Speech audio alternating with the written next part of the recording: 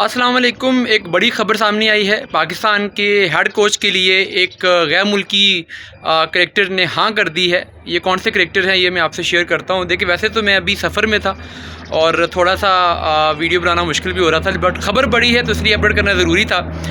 Actually update ये है कि पाकिस्तान क्रिकेट टीम के हेड कोच के लिए पाकिस्तान क्रिकेट बोर्ड ने जो एडवर्टीज़मेंट दी थी उसके साथ साथ बैक एंड पे एक कोशिश की जा रही थी, एक रब्ता किया जा रहा था कि किसी बड़े गैर मुल्की क्रिकेटर को पहले से ही डील करके फ़ाइनल कर लिया जाए और उसके बाद फिर जो भी वो इंटरव्यू का ड्रामा करना है वो किया जाए।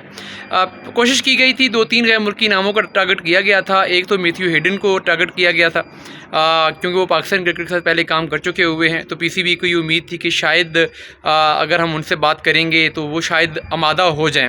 लेकिन जैसे अभी जैसन गिलेस्पी वाला सीन हुआ है और जैसन गिलेस्पी ने जैसे अभी भी स्टेटमेंट्स दी हैं पीसीबी के साथ कि मेरे ड्यूज़ क्लियर नहीं हुए और पीसीबी ने कहा कि जी आपने कॉन्ट्रैक्ट वायोलेट किया, तो मैथ्यू हेडन इन सारी सिचुएशन से ज़ाहिर है वो स्टोरी क्रिकेटर्स और ख़ासकर जो बड़े लेजेंड्स हैं जिनके पास बहुत ज़्यादा अपॉर्चुनिटीज़ हैं, वो फिर इस तरह की रिस्की गेम में क्यों आएंगे। तो इसलिए वो मैथ्यू हेडन से फिर पीसीबी की बात बनी नहीं है। मैथ्यू हेडन ने बेसिकली इनकार कर दिया और जो कुछ बड़े नाम हैं वो भी अवेलेबल नहीं थे। फिर पीसीबी ने टारगेट किया है कि वो कौन से क्रिकेटर हैं जो पीसीबी के साथ अभी भी काम कर रहे हैं या उन्होंने रिसेंट टाइम में काम किया है। तो उस सिलसिले में फिर कुछ नामों को शॉर्टलिस्ट किया गया। पीएसएल में जो कोचेस काम कर रहे हैं उनसे भी रब्ता किया गया और पीएसएल का एक बड़ा पीसीबी को फ़ायदा ये भी है कि पीएसएल की वजह से थोड़ा सा पीसीबी के साथ कुछ लोगों का जो एक ट्रस्ट फैक्टर, एक जो ख़बरें सुन के ख़त्म होता है या दूसरी केस स्टडीज़ देख के पीएसएल के ज़रिए से वो कुछ बहाल भी हो जाता है। पीएसएल की वजह से कुछ कम्युनिकेशन बेहतर हो जाती है। लास्ट टाइम शेन वॉटसन से भी पीएसएल की वजह से ही पीसीबी की बातचीत हुई थी। वो अलग बात है कि भाई पीसीबी ने उसका मैसअप क्रिएट किया और सारी ख़बरें और डील लीक करके उन्होंने और जो शेन वॉटसन के ने जो पैसे मांगे थे जो उस पर बात हुई और क्रिटिसिज्म हुआ, शेन वॉटसन ने फिर विदड्रॉ कर लिया।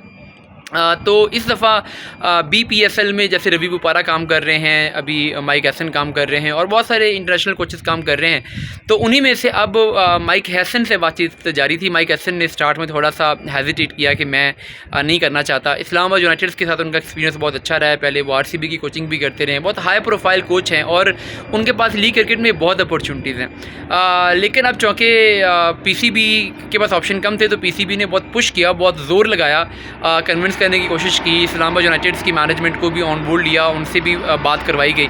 तो फाइनली फिर माइक हैसन ने हाँ कर दी है कि ठीक है मैं पाकिस्तान क्रिकेट टीम की कोचिंग करने के लिए तैयार हूँ।